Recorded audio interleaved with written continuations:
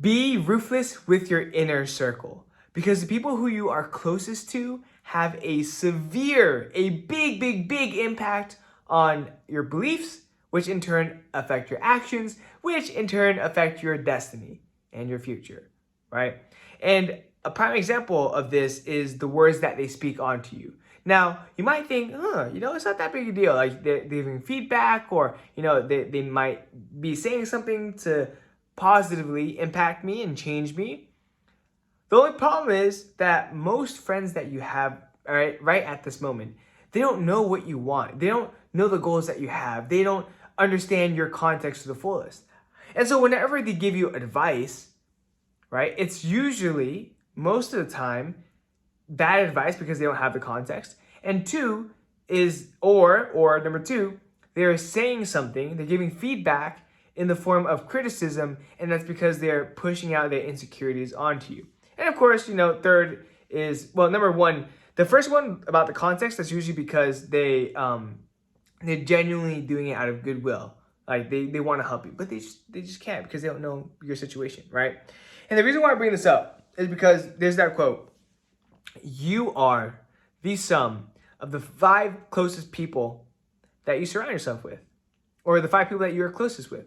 And honestly, that you look up to, even. But I wouldn't even say that. I would just say the people that you surround yourself with on a daily basis, right, will have an effect on you. No matter how strong you think you are, no matter how powerful minded you think you are, it just is, because it seeps into your subconscious. And I'm going to give you an example, okay?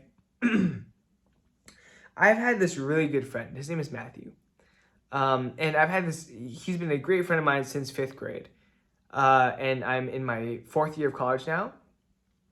And we've been like best buddies, right? And we roomed together my 2nd and 3rd year of college. During that time, I'm going to be honest, he made me feel like a piece of shit. And specifically with my social skills, which is kind of crazy because throughout my entire friendship with him, I was always a social guy. I was always the guy that would talk to people, right? In our, like for ASB, campaigning, or just talking with people, being extroverted and getting to know people, talking to adults in a fashion that was very charismatic and that was outgoing. And my friend Matthew wasn't always like that. And he was pretty, like, he looked up to me when it came to my social skills. But somewhere in the lines, I don't know if it's because he got on his high horse or what, but he started to look down on me with how I interacted with people. And as a result, he would say stuff like, this line hit me hard. And it was, you're the type of person, he told this line I'm about to tell you to me. He told me, "Peter, you're the type of person that people like to, like talk to or be around, but you're not the type of person that people would actually invite out to hang out with."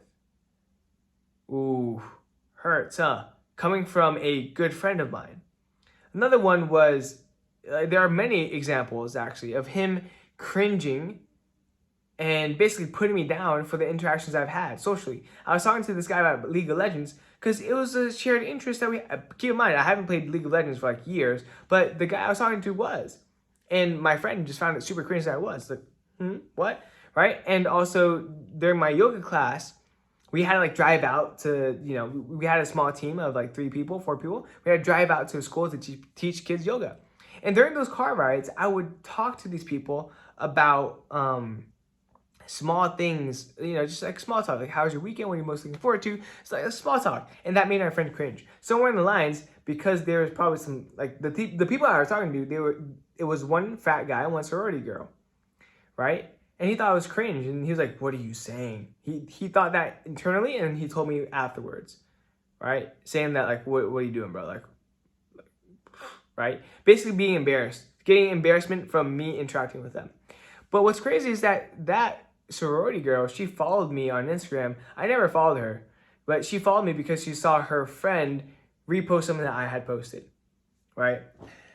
And there's so many, the problem is, when people, the moral of the story is, when people say things about you that, especially if they're negative, even if even if they're framed as positive, like feedback or constructive criticism, the problem with that is that when they speak those negative things onto you, it will seep into your subconscious and become a part of it, and you will act in accordance. Like after those many rounds of him basically putting me down for not being a social person, I would act in that manner. I would be, not confident in my ability to go up to people, especially if they were popular, and talk to them. I wasn't confident about my ability to make friends. I wasn't confident that people actually wanted to hang out with me and wanted to invite me out, and that people thought I was weird or, extra.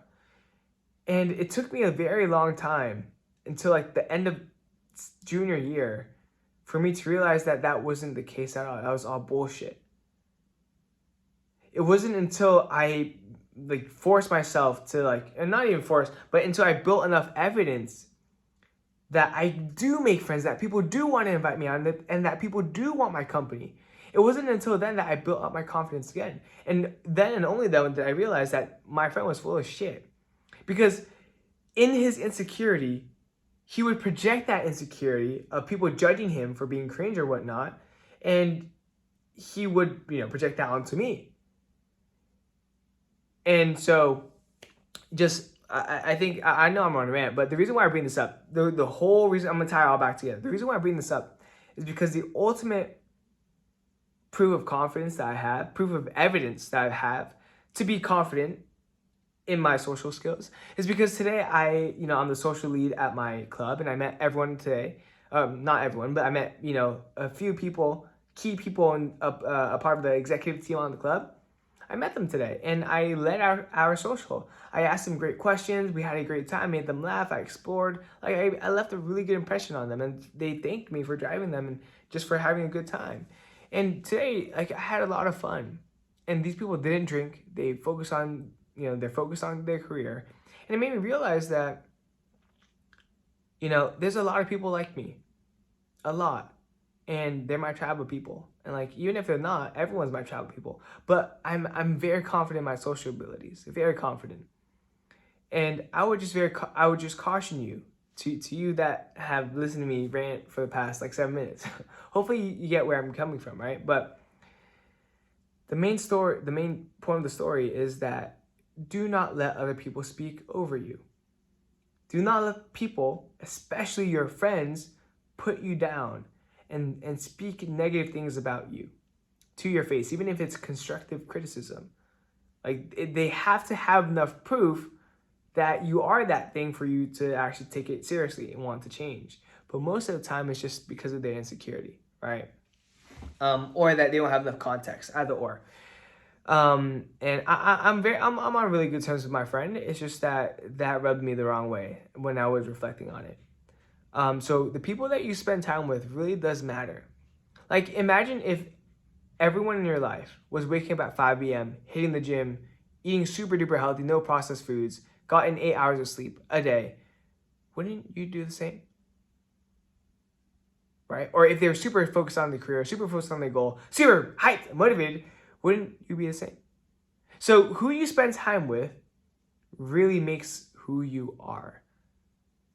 Whether it be through podcasts, whether it be through a YouTube video like this, whether it be through your closest friends and also family. So be very diligent and be very relentless on who you decide to keep in your inner circle. Okay, but that's pretty much it. I am exhausted. I'm gonna be honest. I'm so pooped. I cried for the first time in the movie, bawling, when I watched this movie. That was awful because of how it ended. It's something about a Vietnamese woman who had Alzheimer's, and her son had to take care of her. She wanted to see her other son because it's a long story. But I'm exhausted. But I hope you learned something today. I did not. I told myself yesterday that I would do everything I had on my calendar. I did not do that because we watched the movie. And I was pooped. But tomorrow, I will be better tomorrow. Because I will make a plan and take action on that plan for my business. Because I want to max out LinkedIn. I want to just start pumping out Instagram content and also YouTube content, and then build out systems for that, and just start posting like crazy, just crazy volume. Because I have everything in my head, I just need to execute. So if I can just make a plan and create some action tasks for that for the rest of the month, that'd be killer. With that being said, this is the PLOG V1.54. I hope you have a beautiful rest of your day / evening. I know I sound a little tired. That's because I really, really am. I'm gonna get as much sleep as I can. I might be mumbling a little bit, so I'm gonna head out. Be better daily. Peace out. See you tomorrow.